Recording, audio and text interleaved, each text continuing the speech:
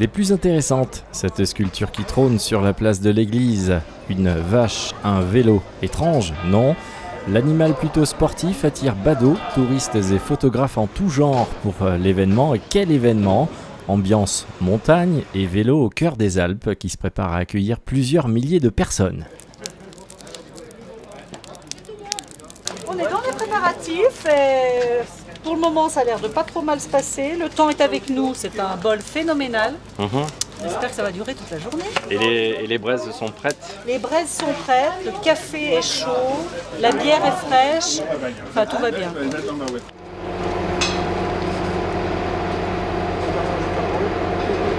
Ça se passe bien? Ouais, ça va. Et vous préparez ça depuis combien de temps? Depuis 6 h ce matin. Depuis 6 h ce matin? Ouais. On a bien café quand même. Il n'y a pas de... Je sais pas s'il y a de café déjà. Ouais, mais bon. Vous êtes prêts pour le café aussi? On va essayer d'être opérationnel dans quoi? Normalement, ça commence à 11 h. D'accord.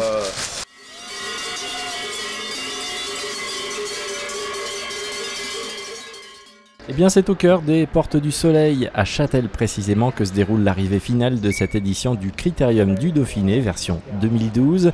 Mais revenons ensemble sur le mammifère tout de métal conçu et faisons connaissance avec le sympathique bovin, juché à plusieurs mètres de hauteur sur sa bicyclette. Rencontre avec le maître d'œuvre qui relate l'idée première, les motivations de toute une équipe et les différentes étapes de création de l'ouvrage. Donc on est parti sur un dessin. On a imaginé un peu la grandeur, parce que c'est pas évident de se rendre compte de la grandeur dont on a besoin en vrai, enfin au moment de l'événement. Donc structure métallique et puis moteur électrique qui entraîne tout, qui est caché dans le petit réservoir qui est en forme de boy. Enfin c'est une boy, hein, à l'origine c'est une vraie boy. Et puis donc après on a mis des pédaliers, on a calculé un peu les démultiplications pour essayer de faire tourner à un bon rythme. Et apparemment il a l'air bon. Et donc après les renvois de chaîne avec des paliers, tout ça, des pignons. Un événement d'ampleur nationale et internationale qui est ce 64e numéro du Critérium du Dauphiné. L'arrivée de cette course à Châtel est un défi sur lequel il ne faut pas se rater. Pour ce faire, les moyens mis en place sont importants au niveau communication. La presse, on a une salle presse qui est entièrement dédiée, donc il y a la presse. Il y a pas mal de moyens, ils sont quasiment entièrement gérés également par ASO directement. Et après, non, on ne se rate pas parce que c'est vrai que niveau moyen, banderole, barriérage, c'est vraiment grosse quantité. Il y a des kilomètres et des kilomètres de banderoles et de barriérage et c'est vrai que les commandes sont parties très tôt à l'avance parce que niveau délai, niveau pause, il faut quand même pas mal assurer là. Après la communication, les médias qui sont bien présents sur le Critérium, une bonne centaine de médias, radio, télévision, journalistes et correspondants nationaux et internationaux couvrent l'événement. Châtel est une ville bien connue pour l'organisation de manifestations de grande ampleur, concerts, événements sportifs en tout genre, bon nombre d'activités qui drainent des milliers de personnes. Intéressons-nous à présent à ce qui pousse les organisateurs à fédérer de tels événements. On fait dans l'événementiel, hein, il faut aussi faire de la notoriété de l'image de Châtel. Donc le Critérium du Dauphiné, comme toutes les épreuves sportives de ce niveau-là, attire des journalistes du monde entier. C'est un focus posé sur la destination Châtel. On aime le sport, on aime le vélo. La montagne, c'est aussi un terrain de jeu fabuleux pour ceux qui pratiquent ce sport. Et par rapport à tout ça, tous ces éléments réunis, tous ces ingrédients, on arrive à faire la recette qu'on attend, c'est-à-dire la recette d'une réussite d'une compétition, en tout cas de son accueil, parce qu'on est aussi très attaché à l'accueil de ces manifestations sportives.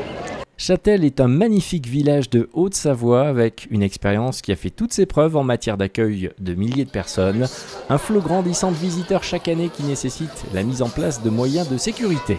Nous avons pour mission d'organiser tout ce qui est circulation et stationnement et que tout se passe bien pour que la circulation soit bien coordonnée. Au niveau sécurité, le centre de première intervention a pris toutes les précautions pour pouvoir intervenir sur les différentes zones. Mais Châtel, avant tout, ne serait pas Châtel sans ABC, l'association des bénévoles de la ville très engagée, toujours prête à répondre présent à chaque fois que l'occasion se présente. C'est aussi ce qui caractérise les préparatifs de tout événement sur la ville, n'est-ce pas?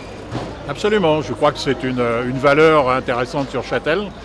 Beaucoup de gens sont impliqués, on va encore rechercher des bénévoles, je vais aller à la pêche dans mon association pour en ramener un petit peu plus. Et je crois que oui, les gens de Châtel sont très impliqués dans le bénévolat, c'est clair.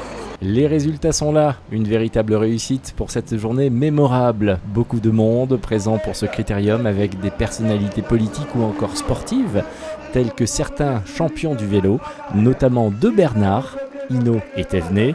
Une réussite due en partie aussi à une météo des plus clémentes, véritable cerise sur le gâteau.